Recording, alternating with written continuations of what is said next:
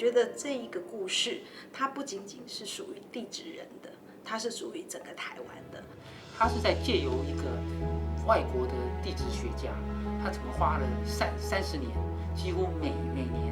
都回到这个台湾这个土地上来做他研究。那跟这个台湾人、台湾这个土地上面怎么建立起这么亲密的情感？从一个科学家、外国人他的角度，然后我觉得来看看说，这样怎么能够跟台湾的人可以在这个土地跟人民可以连接起来。我们其实不容易看到一个科学家他很会画图，啊，特别会画我们很常看到的什么大屯山啊，什么清水断崖啊，那这个就是这部片子呢，你可以看到就是地质学家怎么用他的笔、他的纸、他的头脑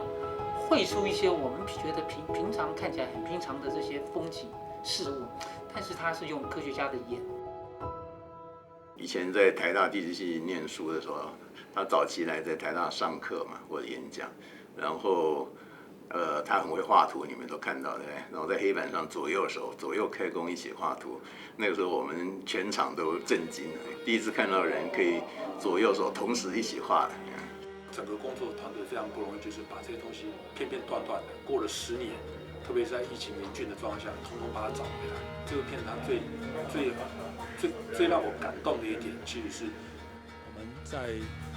怀一个人的时候，我们在怀念一个人，想要对他致敬的时候，如果你做出够大的努力，你有这个心，你可以把这个过了那么久，还是能够把它呈现得出来。印象最深刻的就是安教授拿着一本台湾的笔记本，在池上的大地上摸着池上的这个心脏在跳动的这个画面。那他在池上已经30几年，那已经是一个池上人。好，那他透过从池上这样的一个地质研究，把台湾整个呈现到全世界去，那也让池上整个让全世界看到。但是我们非常感谢他的地方，所以在池上有个安吉丽尔的一个纪念馆。好，这是我们池上的一个荣誉。跟他就是在一起工作，就好像是一天1秒钟就过去了。那种感觉真是就是说活在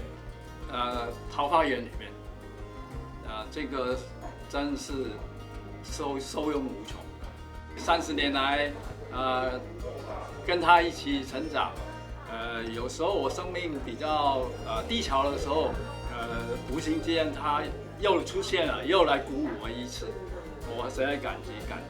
再感激。其实一直想到我跟他相处的这10年，那我只有机会当他人生里面1/3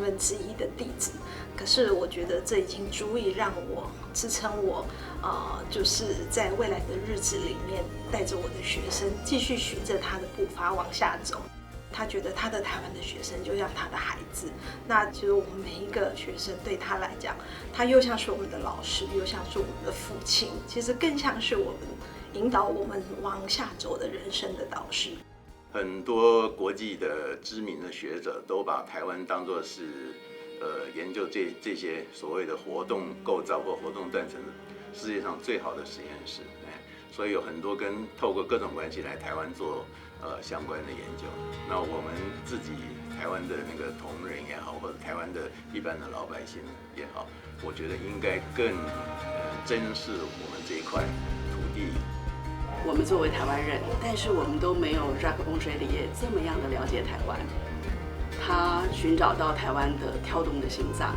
我们居然脚踩的就是欧亚大陆板块跟菲律宾海板块的交界处，